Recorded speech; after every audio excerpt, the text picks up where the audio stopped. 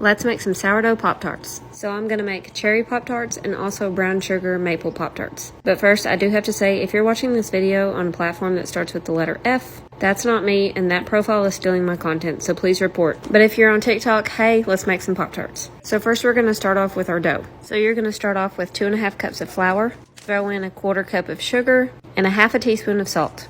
Give that a good mix, and then you're going to put in 1 cup of butter or 2 sticks of unsalted butter. You're going to want to make sure that these are softened so that they're easier to work into your dough. And then you're going to add in a 1/2 cup of sourdough starter. You can use active, you can use discard. It will be a little bit easier if you're using discard just because of the hydration. Then you're going to add in 1 teaspoon of vanilla.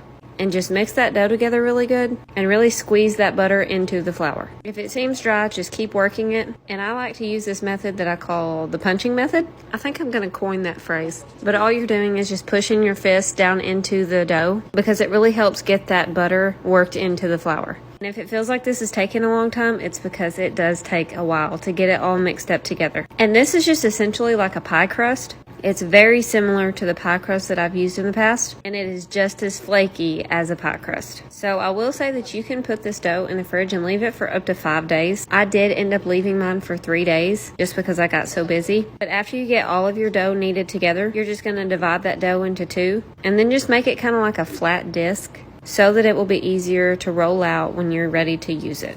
And you just wrap those in saran wrap and you can just pop them in the fridge for as long as you need, up to 5 days. So I didn't want to make this one too long, so I will be doing the filling and the baking in a part 2. So y'all come back to watch me fill them and bake them.